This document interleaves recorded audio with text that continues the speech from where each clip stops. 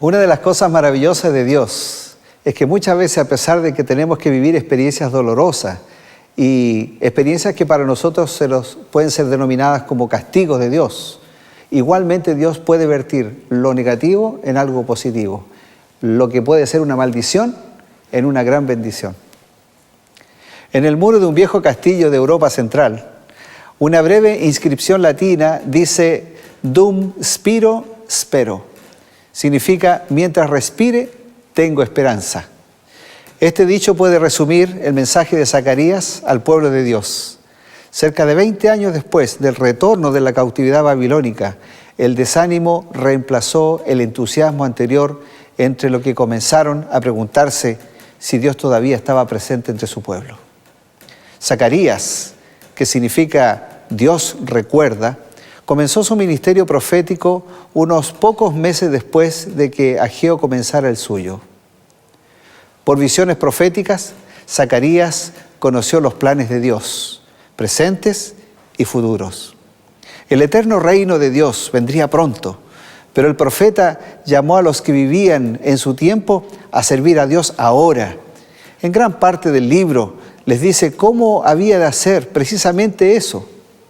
Esta semana y la próxima vamos a considerar lo que Dios nos reveló por medio de este profeta llamado Zacarías. Bienvenidos a Lecciones de la Biblia.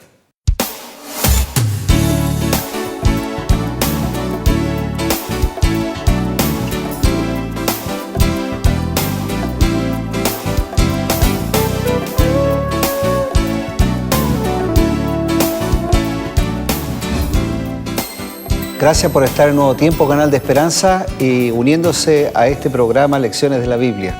Durante todo este periodo hemos estado estudiando varias lecciones que están relacionadas con el tema de los profetas menores y sus mensajes para el pueblo de Israel. En una línea temática general de buscar a Jehová y vivir. No hay nada más sabio. Buscar a Dios es lo único que nos va a permitir la vida, finalmente, una vida buena ahora y una vida maravillosa y buena en el futuro también. En esta ocasión, para tratar esta lección, que es el inicio de la primera parte de Zacarías, porque Zacarías las vamos a tomar en dos ocasiones, esta semana y también la próxima. Hemos invitado a Oscar nuevamente, ya después de varias semanas, para estar con nosotros. Bienvenido, Oscar, gracias por estar con nosotros. Hola Patricio, hola amigo. En realidad, después de tantas semanas, nos encontramos nuevamente en este lindo tema, nuevamente acá. Así es. Va a ser grato poder estudiar con ustedes la Biblia, pero no podemos hacerlo sin antes buscar la presencia del Señor. ¿Nos guías en oración? Señor y Padre Santo que estás en el cielo, gracias te damos, Señor, porque nos das nuevamente la oportunidad de compartir tu palabra. Guíanos con tu Santo Espíritu, en el nombre de Jesús. Amén. Amén. Zacarías. ¿Qué significa este nombre, Zacarías? Sí, este nombre en hebreo en realidad se dice Sejaria. Estos son nombres teofóricos que tienen una parte del nombre con el nombre de Dios. La parte Ia final se refiere a Jehová. Y el verbo Zahar es el verbo recordar. Por lo tanto, aquí este nombre de Zacarías quiere decir Jehová recuerda. Ya, por eso es teofórico, dices tú. Claro. De Theos, de Dios. Theos, claro. De Theos. Teofórico. Ya. Y en ¿Qué realidad recuerda Jehová? ¿Por qué? Porque siempre los nombres están asociados a alguna situación particular o al tema, al mensaje central, ¿no es cierto? Bueno, en realidad que a esta altura, con este profeta, ya estamos pasando la cautividad babilónica. ¿Qué época estamos hablando? Allí por el año 520 más o menos, antes de Cristo. Hay que recordar que ellos se fueron al cautiverio por ahí por el 605. Claro. Y están retornando. Alrededor de 70 años más o menos. Correcto. Y están comenzando los primeros a retornar. Ya. Todavía faltan muchos que retornen. Y entonces Jehová recuerda, Zacarías está enviando un mensaje a aquellos que todavía faltan que regresen y que es necesario que vuelvan porque Dios quiere cumplir su plan. Dios tiene un plan con ellos, ¿no? Restaurar Jerusalén, restaurar a su pueblo, al pueblo de Israel. Cuéntame, ¿cuál viene a ser como el mensaje central aquí de Zacarías? Sí, podríamos ver, por ejemplo, Zacarías capítulo 1 Ya. y el verso 3. Es como parte del mensaje de este profeta para hacerlo reaccionar a ella. Zacarías 1:3. Dice, diles pues, así ha dicho Jehová de los ejércitos, volveos a mí, dice Jehová de los ejércitos, y yo me volveré a vosotros, ha dicho Jehová de los ejércitos. Volveos a mí, y yo me volveré a vosotros. Ese llamado en realidad tiene dos connotaciones. Volverse a Dios es andar en los caminos de Dios, ser obediente, pero también tiene la connotación de hacerles un llamado a los que estaban en Babilonia, que salieran de Babilonia, vinieran a Israel, que reconstruyeran, porque Dios tiene un plan para ellos. ¿Significa que algunos no querían volver? Claro, en el transcurso de los años, del tiempo, se acostumbraron, y a algunos tal vez les fue bien en su negocio, y a pesar de ser cautivos, tuvieron su casita, les fue bien, y ellos no querían volver, porque Israel había que trabajar, había que construir murallas, reconstruir la ciudad, y ellos tenían su casa, estaban muy tranquilos, pero Dios quería cumplir su plan con ellos de la predicación del Evangelio en parte. Bueno, siempre cuando hay una vuelta después de un cautiverio, debe haber todo un proceso de ansiedad en el corazón, la mente de las personas, porque las cosas ocurran rápido, ¿no es cierto? Claro. El Señor tenía la disposición de que estos cambios ocurrieran rápidamente. Sí, el Señor quería que ocurrieran cambios. Y si nosotros leemos, por ejemplo, en el capítulo 1, del verso 14 hasta el 17, allí tenemos el mensaje importante que Dios quería apresurar esto que Él quería realizar con su pueblo. Leámoslo. 14, ¿no? Y me dijo el ángel que hablaba conmigo, clama diciendo, así ha dicho Jehová de los ejércitos, celé con gran celo a Jerusalén y a Sión, y estoy muy airado contra las naciones que están reposadas, porque cuando yo estaba enojado un poco, ellos agravaron el mal. Por tanto, así ha dicho Jehová, yo me he vuelto a Jerusalén con misericordia, en ella será edificada mi casa, dice Jehová de los ejércitos, y la plomada será tenida sobre Jerusalén. Claro. Te fijas que en un comienzo dice Jehová que Él celó a Jerusalén y a su pueblo con gran celo. Es decir, Dios ama a Israel, siempre lo ha amado. Pero tú sabes que cuando un hijo a veces se porta mal, el papá a veces tiene que darle alguna palmadita o la mamá, ¿no es cierto?, para poderlo disciplinar. Dios tuvo que enviarlo a cautiverio para que Israel entrara en obediencia con Dios. Por eso que dice que celé a Israel con gran celo. Pero sin embargo, después dice que ahora Jehová está airado con las naciones que están reposadas. El tiempo de la disciplina había pasado. Y ahora Babilonia, más tarde Persia, Medo-Persia, tenía que dejar venir o salir a Israel para que viniera a su tierra a reconstruir Jerusalén. Bueno, hay que entender aquí que está viniendo Israel del exilio, ¿no es cierto? Correcto. Vamos a una pequeña nota que hizo la producción que tiene que ver con este tema del exilio para que podamos seguir introduciéndonos en la lección. ¿Qué te parece?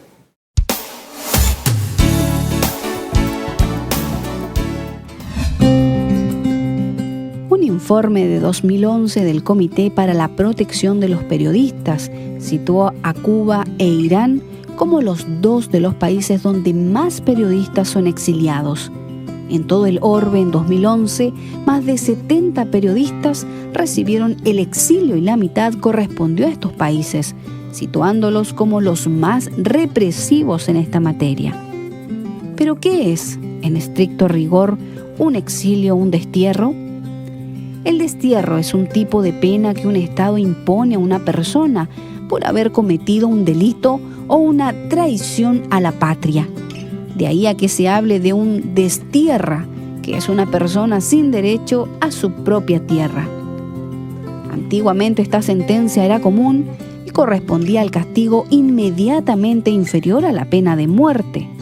En la actualidad su aplicación es mucho más difícil. El principal problema es que el país donde se le envíe no tiene por qué aceptar al desterrado. En cambio, el exilio es, entre comillas, algo voluntario.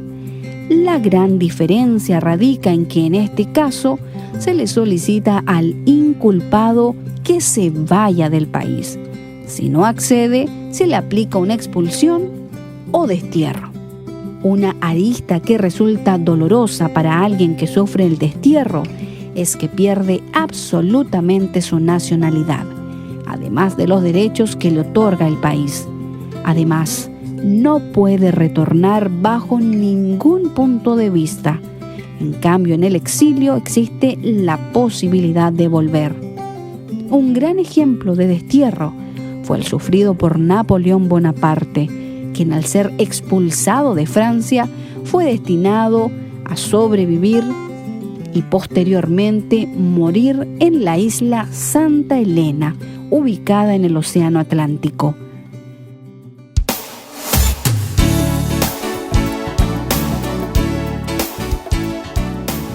Si nosotros vamos al capítulo 1, el versículo 18 y el 19, fíjate, Oscar, que dice así: Después alcé mis ojos y miré, y aquí 4 cuernos. Y dije al ángel que hablaba conmigo: ¿Qué son estos? Y me respondió: estos son los cuernos que dispersaron a Judá y a Israel y a Jerusalén. A propósito de exilio, ¿no? Como dice la nota. Claro. Bueno, en realidad aquí los cuernos son símbolos de poder. Y dice 4 cuernos. El número 4 indica universalidad. Es decir, el pueblo de Israel fue disperso, por así decirlo, por los 4 ámbitos de la tierra. Estos poderes los llevaron cautivos, pero sin embargo, aquí en el verso 20 aparece otra figura. En el verso 20 dice: me mostró luego Jehová 4 carpinteros. Y dice, aquí pregunta a Zacarías: ¿qué vienen a hacer estos? Y él me respondió que vienen a realizar una obra con Israel contra aquellos cuernos que habían dispersado a Israel. Entonces, mira, hablando del cautiverio, esos cuernos que representaron a Babilonia habían dispersado a Israel. Se terminó el tiempo del castigo, ahora Dios quiere redimirlo. Y aparece la figura de 4 carpinteros. Los carpinteros son aquellos que realizan reparaciones o trabajos, ya sea de albañilería o carpintería o de cantería, es decir, labradores también. Entonces aquí se presentan 4, es decir, un trabajo completo por los 4 ámbitos de la tierra. Iban a recuperar, iban a reconstruir la plenitud de toda la restauración de Israel como nación, como pueblo de Dios. Así que Dios no los deja solos. Dios tenía una promesa grande para ellos. Si nosotros pasamos al capítulo 2 de Zacarías, fíjate que si leemos el verso 4, por ejemplo, si tú me acompañas. Y le en la dijo: lectura, corre, habla a este joven diciendo: sin muros será habitada Jerusalén, a causa de la multitud de hombres y de ganado en medio de ella. Una sensación de bendición, ¿no? Claro. Le dice: mira, tengo un mensaje importante. Corre. Cuando alguien corre es porque es urgente el mensaje. Es como en Apocalipsis. Correcto. Cuando aparece un ángel por en medio del cielo gritando a gran voz, ¿cierto? Aquí le dice: corre, el mensaje importante. ¿Qué dice el mensaje? Dice que sin muros será habitada Jerusalén. Dios tiene un plan tan grande de restauración que no es suficiente poner muros, porque Dios quiere instaurar su reino sobre toda la tierra.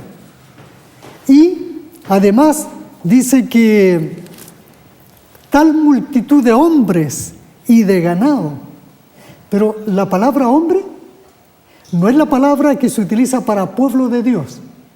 Aquí se refiere a los goim en hebreo, que serían los gentiles, los goim. Por lo tanto, aquí dice que la tierra sería, Jerusalén sería habitada por goim y una multitud de ganado. Es decir, el pueblo de Israel, que en hebreo se dice Am. Allí viene la palabra Abraham, padre de pueblo, de muchedumbre, de mi pueblo. Pero los goim son el otro pueblo, el pueblo de los gentiles. Por lo tanto, los hijos de Abraham, los israelitas, los judíos, se iban a unir a los goim, a los gentiles. Y el plan de Dios era que de toda esta muchedumbre de seres humanos, que no importa la nación, iban a formar definitivamente el pueblo final de Dios. ¿Será que los judíos entendían eso? Porque debe ser un mensaje medio extraño, ¿no? Que los judíos se van a unir a los gentiles, es una cosa dentro de la cultura de ellos, tengo la impresión de que habrá sido una cosa, un golpe así como social. Es increíble, pero aunque los judíos no lo hayan querido aceptar, estaba en el Antiguo Testamento. Fíjate, mira, vamos a hacer algunos ejercicios. Vamos a ir al libro de Segunda de Samuel, capítulo 22. Segunda de Samuel, capítulo 22, verso 50. Ok, leo. Por tanto, yo te confesaré entre las naciones, oh Jehová, y cantaré a tu nombre. ¿Sabe quién está diciendo eso? El rey Salomón. Salomón está diciendo, Señor, tú me has entregado un mensaje y yo tengo que confesarlo entre las naciones. Y aquí en hebreo aparece la palabra goim. Es decir, Dios formó un pueblo para que fuera mensajero para el mundo. O sea, el concepto evangelizador del mensaje de Jehová, en este caso, es un mensaje eterno. Existe desde siempre. Desde siempre. ¿Por qué los judíos entonces tenían esa barrera, esa sensación de unidad? Respóndeme la pregunta a la vuelta de la pausa, ¿te parece? Bien. Vamos y volvemos, no se vayan.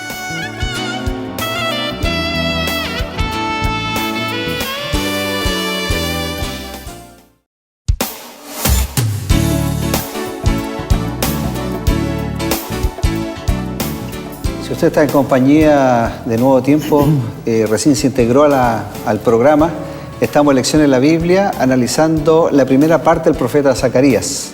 Y justamente estamos viendo este tema sobre el exilio y sobre los planes que Dios tuvo para Israel posterior al exilio. Sin embargo, nosotros en esta sensación de irse y venir, de estar separado de Dios, lejos de su patria, en el caso de Israel, fuimos a la calle a preguntarle a nuestros amigos acerca de las sensaciones que ellos tienen cuando se separan. La pregunta que le hicimos fue, ¿has tenido alguna vez que separarte de tu familia y cuál fue tu sensación? ¿Qué sentiste? Y esto fue lo que ellos nos comentaron. Sí, claro que sí. Es intenso, es muy doloroso. Sí. ¿Y cómo lo vivió eso? Mal. Lo que más me duele son mis hijos. Complicado porque como soy un poquito yo aprensivo, me costó mucho en el sentido de que como que me faltaba algo. Lo que pasa es que tienes que aprender a sobrellevar eso y aprender a vivir con eso. Nada más. Pero cada uno elige su destino en su vida. Y por diferentes circunstancias de repente te toca alejarte de tus hijos. De hecho, hoy día mismo mis hijos, mis últimos 5 niños están todos en el norte.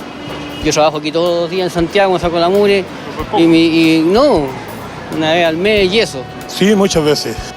Entonces me faltaba, por decir, me sentía como aislado, me sentía en el desierto, quería puro morirme nomás. O sea, fue como un exilio. Una cosa así. Peor que eso yo creo, peor que eso. Porque nosotros somos una familia clonada que tomamos desayuno juntos, almorzamos juntos los fines de semana y hacemos reuniones de familia. Así que no me costó mucho. Ay, no, ni Dios lo quiera. ¿Te dolería? Sí, por supuesto, dejar los hijos es terrible. De los 22 años me separé de mi familia. Sí, ¿por qué? Sí, siempre hubo comunicación por teléfono en la época, ¿no? Porque la internet no se usaba mucho. Sí, me he separado, ya llevo años no viviendo con mi familia, por trabajo y tuve problemas personales con ellos. Muy bien, pues. Ahora estoy separado, pues. Y vivo muy bien. Soy un hombre feliz separado. Autosuficiente. Sí, estoy relajado. La llamo de vez en cuando a mi mamá para saber cómo está y cómo falleció mi papá. Por trabajo, siempre he trabajado toda la vida fuera de Santiago. No, pero es que por trabajo es cortito porque yo trabajo en transporte, entonces me separo días nomás, ¿cachai? Se acostumbra porque desde joven he trabajado afuera. Bueno, de repente tú no ves crecer a tu hijo. De repente se pierde esa parte, no lo ves crecer porque de repente se viaja por decirte 30 días fuera de la casa. Entonces se va perdiendo esa cosa. Ahora tengo un hijo pequeño ya de 10 años y recién a él lo estoy viendo crecer ya ahora. Porque estoy trabajando ya, pero llego todos los días a la casa. ¿Y qué hay del afecto? Yo creo que se siente más fuerte porque echáis de menos. De repente, imagínate, viajáis de aquí de Chile a Brasil, 30 días afuera, llegáis, te tienen otro viaje, tenéis que partir de nuevo. Difícil, pero con fortaleza y con fuerza y esperando que el proceso se acabe. A veranear, sí, pues. Pero no por problemas, no.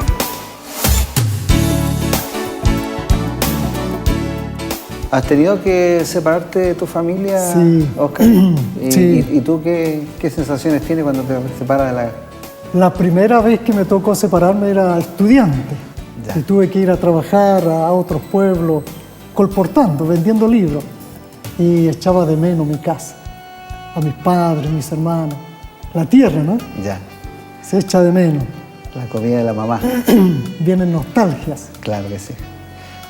Yo recuerdo que mi separación más larga fue cuando fui a estudiar a Brasil. Ya. Ahí estuve 2 años lejos de la casa, familia. sin verlo. ¿Ah? Claro. Qué difícil. Hay toda esa sensación de ansiedad de volver, uno nunca está contento, está bien en un país extranjero. Claro. Esa es la verdad. Puede tener todas las comodidades que se pueda imaginar, pero igual uno no está bien, ¿no es cierto? Me imagino que mucho más aún al pueblo de Israel, porque ellos fueron llevados cautivos, no fueron llevados así de paseo, Claro. Ni nada de eso. Ellos fueron prisioneros de guerra. Exactamente. ¿cierto? Por lo tanto, su vida tiene que ser una vida de esclavitud, una vida muy dura, muy difícil.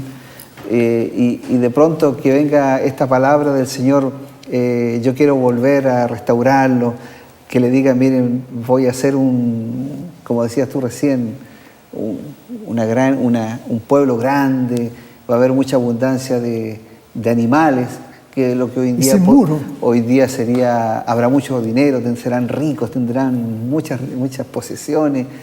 Son bastante buenas noticias, ¿no es cierto? Claro, pero sí. todas condicionadas, obviamente. Claro. Condicionadas. ¿Cuáles son esas condicionantes? Bueno, te pregunté antes que fuéramos al corte, ¿por qué razón el pueblo de Israel pudo haber tenido esta sensación de unicidad, de ser único? Porque el mensaje está claro, era a todas las naciones. El mensaje el pueblo estaba en un lugar, pero tenía que abrirse para que el Dios verdadero, el Dios de Israel, fuera conocido a todas las naciones. Pero ¿por qué ellos se sentían así tan... Aquí somos nosotros nomás? Yo creo que ellos malentendieron los privilegios de Dios. Dios les dio un gran privilegio de ser los conservadores y portadores de los oráculos sagrados. Pero ellos se comenzaron a mirar a sí mismos y viendo qué privilegiados eran, en vez de entregar el mensaje que el Señor les encomendó. Oye, ¿será que le puede pasar lo mismo a la iglesia de hoy? Claro que sí. Se puede la iglesia encerrar en sí misma y decir, no, nosotros somos diferentes al mundo, tenemos que vivir aparte. No Somos es así. El pueblo de Dios. Claro, no es así. La iglesia tiene que predicar, ir al mundo, llevar el mensaje de salvación. Por eso que Mateo capítulo 28 dice, por tanto, id y haced discípulos a todas las naciones, bautizándolos en el nombre del Padre, del Hijo y del Espíritu Santo. Porque la misión de la iglesia en este momento es la misma que tuvo Israel, solo que Israel no la entendió, la desconoció o no la cumplió, simplemente. Fíjate que si leemos un texto más, al menos allí en Salmo 117, verso 1. Salmo 117, verso 1. Allí está hablando también de cómo Israel tenía que ir como pueblo de Dios a los gentiles y hacer una obra. Alabad a Jehová, naciones todas, pueblos todos, alabadle, porque ha engrandecido sobre nosotros su misericordia y la fidelidad de Jehová es para siempre. Aleluya. Esta es la letra de un canto, ¿no? Claro, esto es una alabanza muy bonita. Sí. Pero aquí ese mensaje está diciendo que el mensaje es para todas las naciones, pueblos todos, naciones todas. Israel no era solo el pueblo de Dios, sino que Israel era el portador de este mensaje para que las naciones todas pudiesen alabar a Dios. Oscar, está el capítulo 2, sin embargo, aquí hay una visión. Yo creo que me gustaría que me explicaras un poquito esta visión de Zacarías 2, de la gloria de Dios, ¿cierto? Aquí Zacarías ve una Jerusalén renovada. ¿Qué significa este concepto de esta visión? Sí, fíjate que ahí en el verso 5 dice, yo seré para ella, dice Jehová, muro de fuego en derredor, y para gloria estaré en medio de ella. Dios no quería ya que existiera muro, sino que Israel fuera, ojalá abarcara a todo el mundo, pero como pueblo de Dios, con este mensaje de salvación. Tú hablas de una esperanza. ¿Qué esperanza? Sí, hay una esperanza muy grande que está aquí en el verso 10, donde dice el capítulo 2 de Zacarías, verso 10, canta y alégrate, hija de Sión, porque aquí vengo y moraré en medio de ti, ha dicho Jehová. A todos los que estaban viniendo desde Babilonia para reconstruir Jerusalén, se le hace una promesa que Dios vendría a morar en medio de ellos. Eso se cumplió. Cuando Cristo vino a nacer como un bebé, ¿no es cierto?, y moró con Israel, en medio de Israel, allí se cumple en la primera parte de esta promesa. Pero también esta promesa está para el futuro. Dios quiere salvar a todo su pueblo, venir en su segunda venida y después instaurar su reino sobre la tierra, y definitivamente va a morar con su pueblo. Así lo dice el libro de Apocalipsis en su último capítulo. Dios va a morar con su pueblo, va a poner su tabernáculo. Pero el primer cumplimiento de este texto fue cuando Cristo vino aquí a la tierra y estuvo con el pueblo de Israel. ¿Y cómo va a ser el cumplimiento final? El cumplimiento final va a ser, como dice el Apocalipsis, como Rey de Reyes y Señor de Señores. Yeah. Es decir, ahí va a venir con todo su poder para instaurar definitivamente su reino sobre la tierra. Ahora, Pablo usa la expresión el misterio de los tiempos. Sí. Como la expresión, como el mensaje. Claro. ¿Por qué usa esa expresión? Sí, porque misterio de los tiempos o dispensaciones, ¿ya? Primero fue la dispensación patriarcal, mosaica, del pueblo de Israel, y ahora la dispensación cristiana. En cada una de esas etapas, Dios fue cumpliendo parte de su plan. Ahora la dispensación cristiana se está cumpliendo, ¿no es cierto?, la etapa de la intercesión de Cristo en el templo celestial o santuario celestial. Y vendrá el fin de la dispensación cristiana cuando Cristo venga en su segunda venida.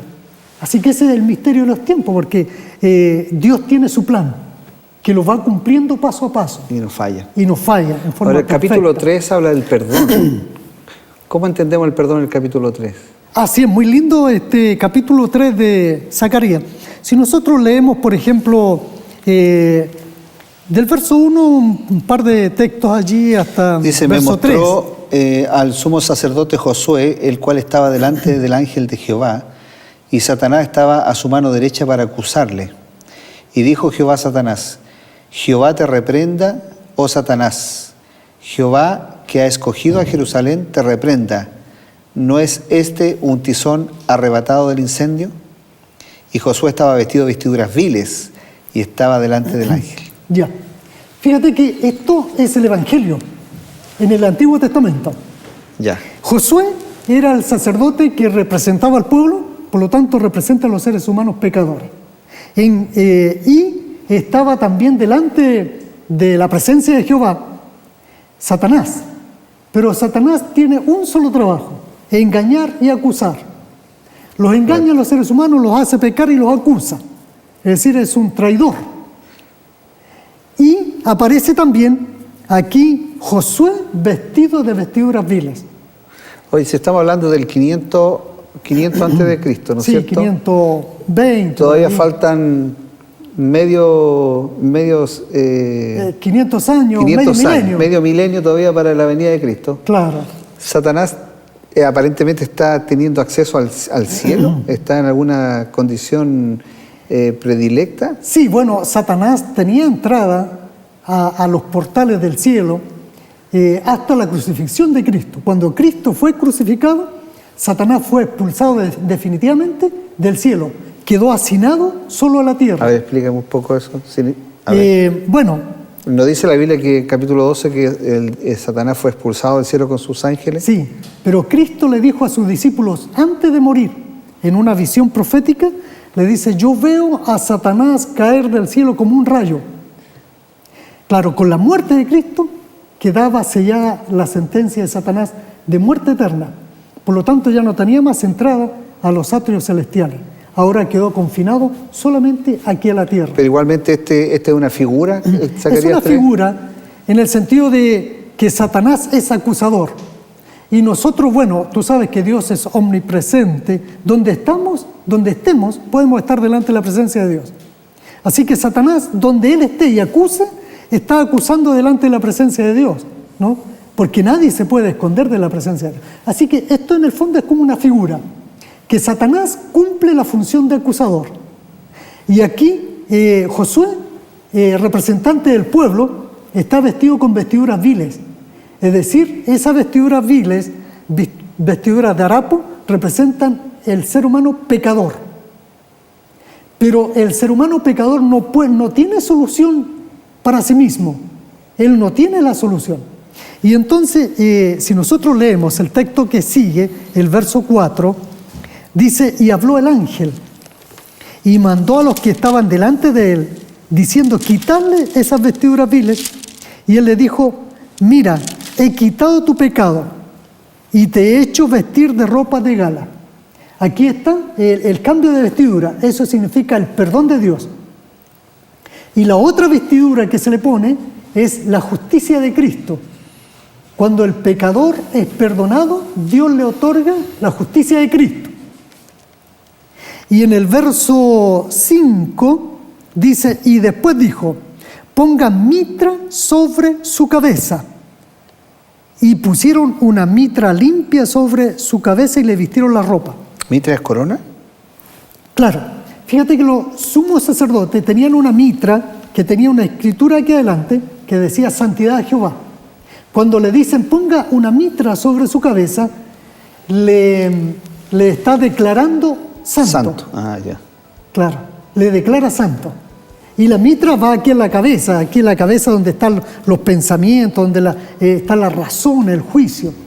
Es decir, esa persona escogió ser perdonado para que luego Jesús lo perdone y le otorga su justicia. Y luego es declarado justo. Es decir, y es más, es declarado santo. Santo. Santo tiene una connotación de impecabilidad. Claro. De una cosa completamente renovada y restaurada. Claro. Vamos a seguir sobre esto, vamos a hacer una pausa y volvemos. No se vayan.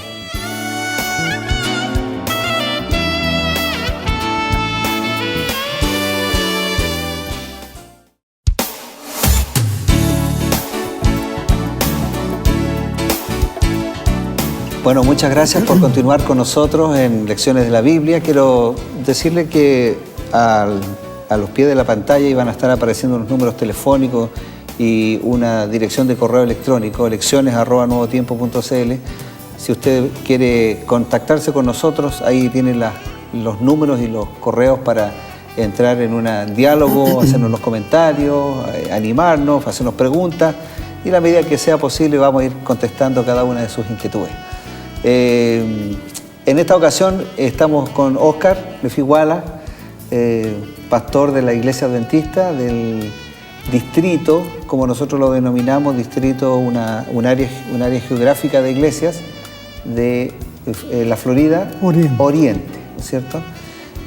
Sin embargo, la labor de Óscar es una labor también de enseñanza, como está aquí, nos acompaña y te agradecemos que tienes el tiempo para estar con nosotros cada cierto tiempo para ayudarnos a aprender la Biblia. Óscar, tú estudiaste lenguas antiguas, ¿cómo? Lenguas muertas. Si son muertas no sirven para nada. No, en realidad yo estudié un magíster en cultura clásica, mención griego y latín, en la UNCE. Okay. Y también algunos cursos de hebreo en las Chile. Así que nos gusta este campo de los idiomas. Sí, ¿y tú de dónde nace esto de la fascinación por las lenguas desde o niño idiomas? Me llamaba la atención así estas cosas media extrañas, media mistéricas. Sobre todo cuando conocí el idioma hebreo, me fascinó por los signos, ¿no? Yeah. Y así también, bueno, aunque el latín tiene nuestra misma nomenclatura, pero es otro idioma también que es muy fascinante. ¿Quién fue tu profesor de hebreo en la universidad? Tuve varios profesores, o sea, más de uno al menos. ¿Ya? ¿Te acuerdas de alguno, no? Sí, por supuesto. El primer profesor fue el pastor Rolando Itín. Ya. Después tuve también al pastor Calixto. Ahí tenemos en común algunos de esos profesores. Un saludo para el pastor Rolando y para el pastor Calixto, que no tengo idea dónde puede estar. Yo claro, supongo que por allá por Centroamérica. ¿Ah? En el norte de América. En el norte de América. Bueno, buenos profesores de hebreo, pero después, bueno, hiciste en la universidad Sí, también. Muy buenos profesores allí en la Universidad de la Universidad Adventista. ¿Ah? Sí. Es la única universidad cristiana del área evangélico, por decirlo así, claro, del país. ¿Ah? Así que si usted desea estudiar en alguna universidad cristiana, la Universidad Adventista es una buena alternativa. No estamos haciendo la propaganda, pero sí creo que es importante hacerlo ver, ¿no es cierto? La Iglesia Adventista tiene una universidad, es una muy buena universidad. Basta ver los últimos resultados de evaluaciones que han habido sobre ella. Muy bien, sigamos avanzando con nuestra temática. Estamos en el tema esto de la justificación, prácticamente estamos hablando aquí de la justificación por la fe. Sí. ¿No es cierto? ¿Cómo opera la justificación por la fe? Mira, en realidad, según las cartas paulinas nos hablan mucho de justificación por la fe, especialmente Romanos. Y ahí nos habla de que Cristo es nuestro gran sumo sacerdote y Él está oficiando en el santuario celestial o templo celestial, así como Josué aparece aquí oficiando delante de Dios por el pueblo, en ese tiempo aquí en la tierra, pero ahora tenemos a Jesús en el cielo, nuestro gran sumo sacerdote. Todo pecador que es tocado por el Espíritu Santo y se arrepiente y pide perdón, Cristo toma esa petición de perdón y la presenta delante del Padre como intercesor y como abogado y como sustituto nuestro, porque Él nos sustituyó en la muerte, en la cruz del Calvario. Por lo tanto, su muerte es una muerte expiatoria. ¿Y por qué? Porque fue una muerte sin pecado. Nosotros no podemos tener una muerte expiatoria porque somos pecadores. Mientras que Cristo no tuvo pecado y eso lo hace apto para estar delante de Dios y ser un sumo sacerdote, ser un abogado, y toma nuestras peticiones y las presenta delante de Él. Entonces el Padre da el veredicto en realidad de perdón y le es otorgado el perdón al pecador. Cristo le otorga su justicia para que ese pecador sea considerado justo y santo. Sea considerado. Por eso esto de la mitra en Zacarías. Claro, porque mientras estemos aquí en la tierra somos pecadores, pero santos a la vez, por la fe. Somos santos por fe. Pero nunca dejaremos de pecar, ¿o sí? Hasta que Cristo venga, seguiremos siendo pecadores. Y cuando Cristo venga, nos transforme, dejaremos de ser pecadores. Pero ¿el hombre tiene una condición de pecado o tú te refieres a la condición de pecar en sí mismo? El hombre tiene naturaleza pecaminosa, a la vez que peca. ¿Pero en algún momento deja de cometer pecado? Mientras estemos aquí en la tierra... ¿O puede ser que mantiene esa condición de pecador, pero sin cometer pecado? No. Mientras estemos en la tierra, hasta que Cristo venga, tendremos naturaleza pecaminosa y cometeremos pecado. Por eso que el apóstol Juan dice, si alguno dice que no tiene pecado, es mentiroso. Pero si alguno hubiere pecado, abogado tenemos para con el Padre, a Jesucristo el justo. ¿Y cómo entonces, cómo se puede tener un carácter santo, un carácter perfecto? Ahora, lo primero es cuando Cristo nos otorga su justicia, nos considera santos, apartados. Pero seguimos siendo pecadores hasta cuando Cristo venga. Pero sin embargo, esa calidad de ser declarado santo, el Señor me otorga el perdón y me inscribe para vida eterna. ¿En virtud de? En virtud de la vida de Cristo o de la justicia de Cristo, otro. De otro. Porque Cristo fue mi sustituto. Él murió por mí y en lugar mío. Yo tenía que haber muerto para siempre, pero Él murió esa muerte. ¿Y quién demandaba esa muerte? ¿Quién demanda esa muerte? Esa muerte la demanda Dios con su ley. Porque todo ser que transgrede la ley de Dios se transforma en pecador y como consecuencia tiene la muerte. O sea, tú dices un principio universal. Es un principio universal. El principio de Dios. Quien sea en este mundo o en otro mundo o en el cielo, si ha pecado, transgrede la ley de Dios y le espera la muerte eterna. Eso le sucedió a Lucifer. Lucifer transgredió los mandamientos de Dios. Ahora está condenado a muerte, ahora le espera la muerte eterna. Claro, porque teóricamente no se arrepintió nunca. Claro. Y al ser humano también. Es decir, nosotros lamentablemente venimos de una naturaleza pecaminosa a causa del pecado de Adán y Eva. Pero Dios tiene un plan. Y ese plan se llama la justificación por la fe. En donde yo al creer me hago acreedor de la vida eterna, del perdón, de la misericordia de Dios. ¿Hoy los niños tienen pecado? ¿Los infantes? Sí. ¿También? Nacen pecadores. El rey David dice que en pecado me concibió mi madre. Es decir, todo ser humano nace con naturaleza pecaminosa. Y eso es suficiente para ser condenado a muerte. Y necesita un Salvador. Y ese Salvador es Cristo Jesús. ¿Y qué pasa si los niños mueren antes? Bueno, ¿Cuando son chicos? Claro, ahí pequeños. Nosotros no podemos declarar porque el juicio pertenece a Jehová. Es decir, la salvación de cada ser humano la decide Dios. Hay casos en donde nosotros no podemos decidir. Podemos decir a alguien, esta persona que anda en los caminos de Dios es salvo. Claro, pero en el fondo Dios sabe quién es salvo y quién no es salvo. Ya. Bueno, te hago la pregunta porque hay muchas personas que piensan que los infantes no tienen pecado.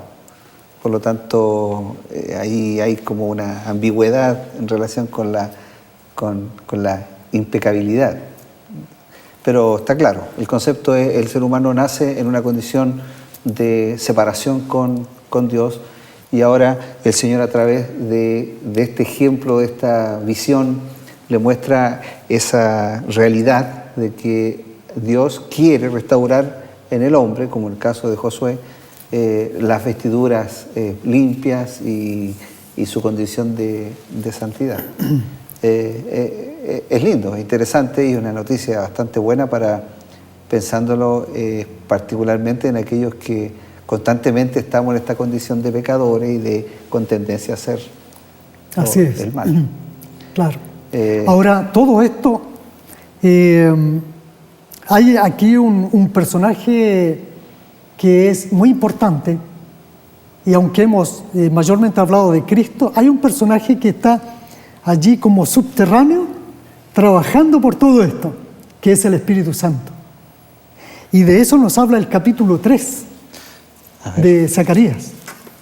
Si, por ejemplo, leemos el capítulo 3 y el verso, podríamos leer el verso 6. Y el ángel de Jehová amonestó a Josué diciendo: así dice Jehová de los ejércitos, si anduvieres por mis caminos y guardares mi ordenanza, también tú gobernarás mi casa, también guardarás mis atrios, y entre estos que aquí están te daré lugar. Claro, bueno, mira, ese texto que tú has leído habla de que todo ser humano que ha sido vestido de la justicia de Cristo, después dice, si anduvieres por mis caminos, es decir, viene una vida de obediencia a quien lo salvó, y eso es muy importante en la justificación por la fe.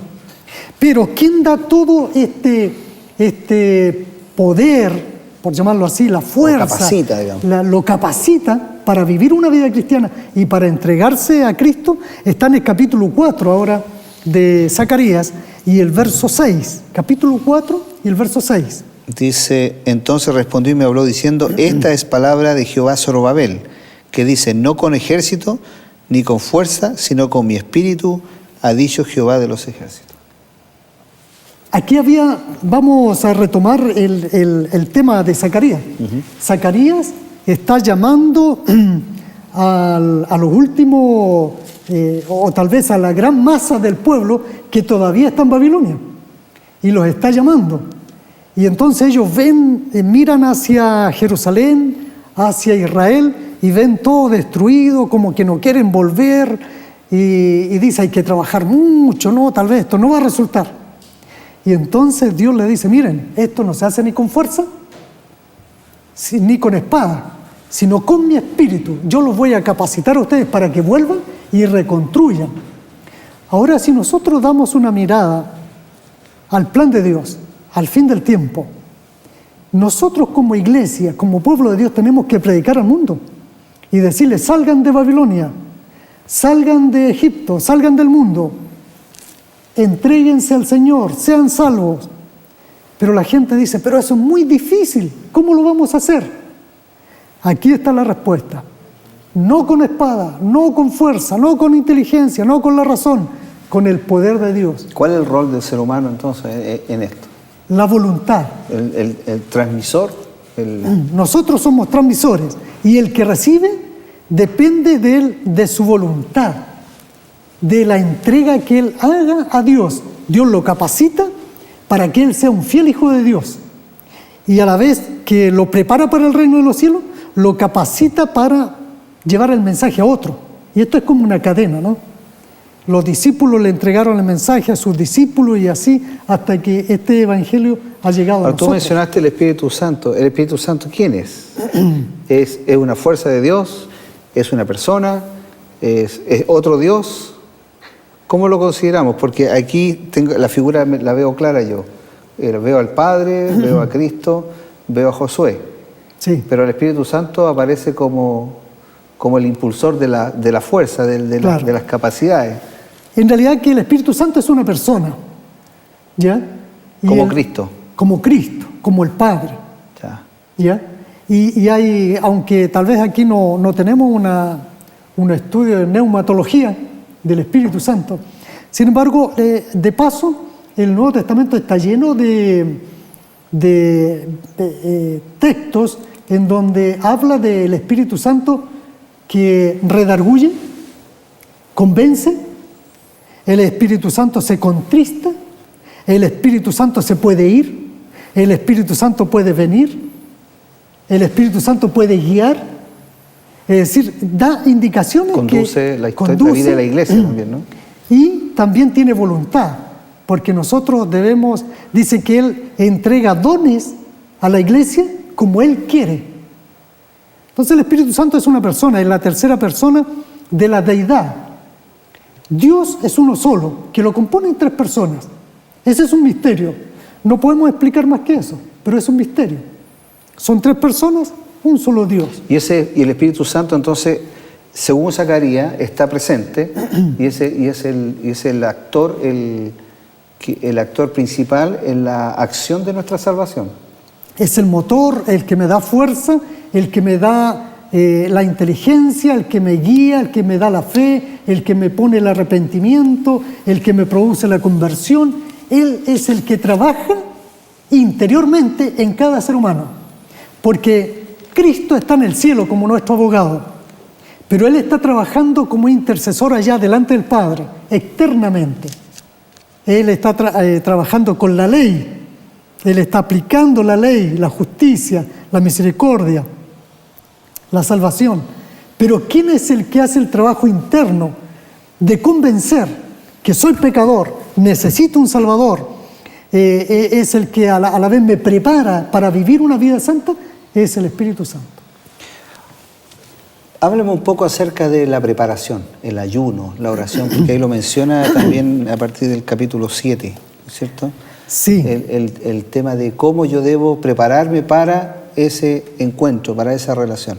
Nos queda un minuto nomás, así que no va a ser mucho lo que vas a poder contar. Sí, mira, aquí en el capítulo 7 está hablando del ayuno y en el verso 9 dice, capítulo 7, verso 9, así habló Jehová de los ejércitos diciendo, juzgad conforme a la verdad y haced misericordia y piedad, cada cual con su hermano.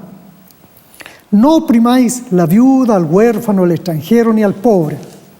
Es decir, un ayuno de verdad es un ayuno que se vive en la persona y tiene misericordia de los demás, que tiene un estilo de vida cristiano, de acuerdo a la voluntad de Dios. Si yo practico ayuno y no hago la voluntad de Dios, ese ayuno no me sirve. Si yo me sacrifico, hago tipo manda, dejo de comer para orar, pero por otro lado no estoy preocupado de la necesidad de mi prójimo. Correcto. Es como si no tuviera nada. Y yo diría, más que el amor al prójimo, que haga la voluntad de Dios. Es decir, la voluntad de Dios requiere tener buena relación con el prójimo, para consigo mismo también, y para con Dios, ¿no? Entonces, hacer la voluntad de Dios es un concepto amplio. Pero aquí se está mencionando al pueblo de Israel en algo que ellos estaban fallando muy fuerte, y era la misericordia hacia el prójimo. Muy bien. Pero aquí, en realidad, el ayuno o cualquier rito que yo lo realice, o cualquier cosa, claro, que yo lo realice sin tener fe en Dios, sin hacer la voluntad de Dios, sin amar a Dios y al prójimo, ese rito no tiene mucho sentido. Bueno, amigos, ustedes ven, hay esperanza. Zacarías nos plantea la realidad de un Salvador, de un intercesor, de un Padre amante, misericordioso, que está buscando siempre el retorno de sus hijos. ¿No sería bueno entrar en una reflexión? Lea el libro de Zacarías, profundícelo un poco más y se va a dar cuenta de la gran misericordia que Dios tiene por usted. ¿Qué le parece si empezamos con un cambio ahora? Que el Señor le bendiga. Hasta una próxima ocasión. Muchas gracias, Oscar, por estar con nosotros. Gracias, Patricio. Y esperamos seguir ayudándoles a ustedes en el estudio y la profundización de los temas bíblicos tan importantes en el plan de salvación.